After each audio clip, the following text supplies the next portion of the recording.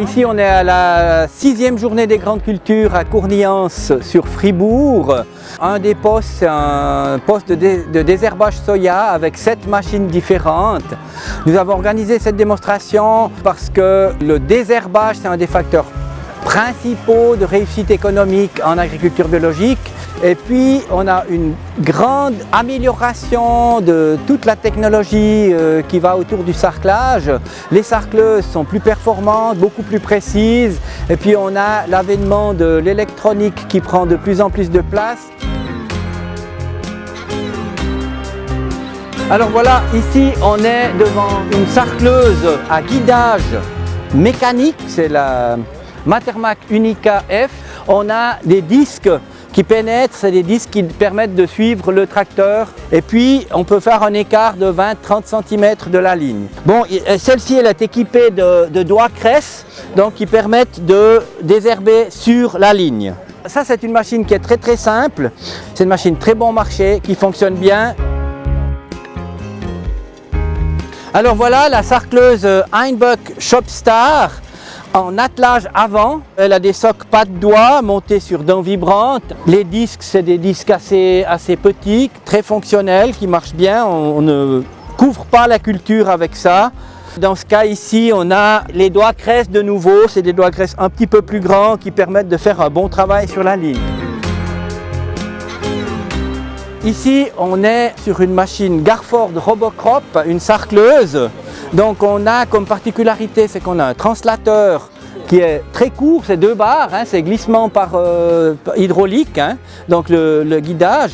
Mais le guidage se fait surtout par la caméra qui suit 2 lignes. Si on a un manque dans une ligne, la caméra elle a encore une autre pour suivre. On a comme autre particularité les lames qui sont des lames slash, c'est-à-dire qui scalpent dessous. Donc on coupe juste les mauvaises herbes.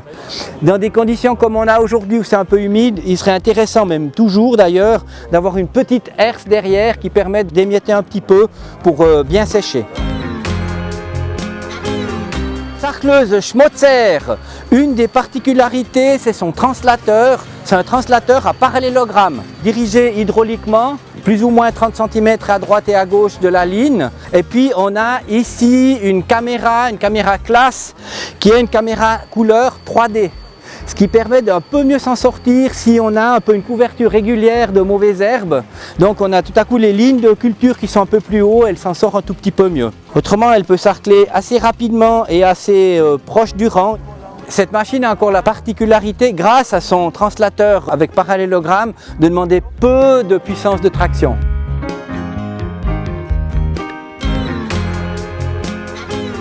Ceci, c'est une RC Trille modernisée, la Treffler TM620. Ses particularités, c'est que chaque dent est reliée par câble et puis avec un double ressort. Et puis, c'est la pression sur les dents, elle est réglable depuis le tracteur avec une très large plage de 200 grammes par dent à 5 kg par dent. Et puis, on a toutes les dents qui ont la même pression, quelles que soient les inégalités du terrain. Et puis ici, on a la forme des dents, on a une forme très angle droit si on veut, donc avec une agressivité très forte. Une troisième particularité, c'est qu'on a le 3 points flottant, c'est-à-dire que la machine elle est posée sur 4 roues et puis elle suit le terrain.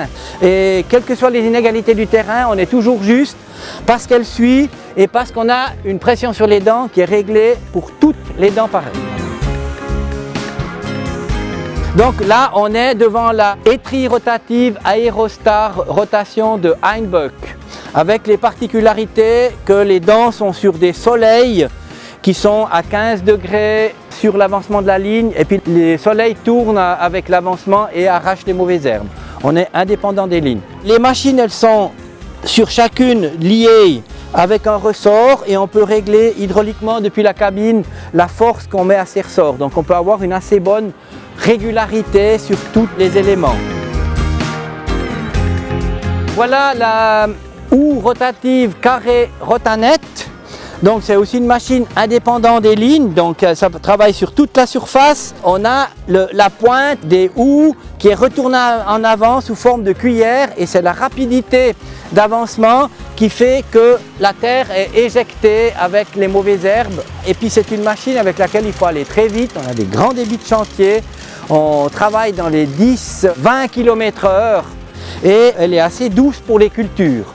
La deuxième particularité, c'est qu'on peut avoir les mauvaises herbes du stade fil blanc jusqu'à cotylédon, voire 2 feuilles. Après, on n'a plus. Les RC-Tri peuvent aller jusqu'au stade de 2 à 4 feuilles.